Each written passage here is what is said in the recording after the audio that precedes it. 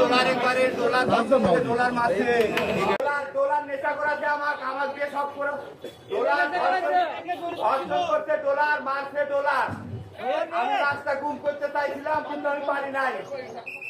এই হচ্ছে আমাদের বাংলাদেশের রাজনীতি আর রাজনীতির মারপ্যাচ। আপনারা সবাই জানেন, দেশবাসী,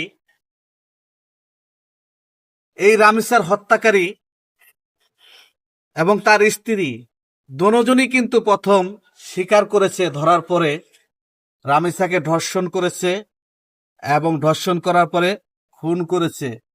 এটা সারা দেশ এবং দেশের মানুষ শুনেছে এবং জেনেছে, নিজ মুখে স্বীকারোক্তি দিয়েছে। তো আদালত ঈদের ছুটিতে বন্ধ থাকার কারণে যখনই মামলাটা আদালতে গিয়ে উঠল, তখনই দেখেন তৃতীয় এক ব্যক্তির নাম বলতেছে যে ডলার। এই ডলার নামক এই ডলার রামিসাকে ধর্ষণ করেছে ও হত্যা করেছে। সে একবারে নির্দোষী সেজে যাচ্ছে। এই হলো আমাদের বাংলাদেশের বিচার। এর জন্যই রামিসার বাবা বলেছিল যে আমার মেয়ের হত্যার বিচার পাবো না। বিচার আমি কার কাছে চাইবো? এই দেশে বিচার নাই, আমি বিচার পাবো না। সে আগেই বুঝে গেছিল, কারণ রামিসার মতো অসংখ্য শিশু আমাদের এই বাংলাদেশে ধর্ষণ হচ্ছে, খুন হচ্ছে।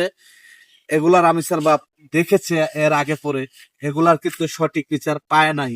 যার কারণে রামিসার বাবা কিন্তু বলেছে এই কথাগুলো। এখন মামলার মোড়টা কিভাবে ঘুরিয়ে নিয়ে গেল কোনো এক ডলারের উপরে দিয়ে। তো আসলেই এগুলা ঠিক না। বাংলাদেশের মানুষ চায়, তো সারা দেশ এবং দেশের মানুষ চায় রামিসা হত্যার বিচার হোক। আমিও চাই, আমরা সবাই চাই রামিসার হত্যার বিচার হোক।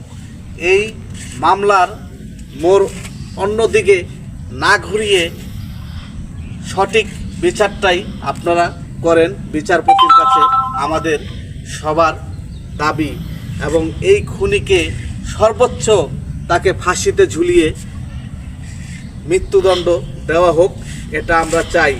আর বাংলাদেশে এমন আইন করেন যাতে কোনো মানুষ ধর্ষণ, শিশু নির্যাতন, ধর্ষণ, খুন এসব করার সাহস পায় না। চাঁদাবাজি, লুটপাট এসব যদিও কেউ করতে চায়, করার আগে যাতে তার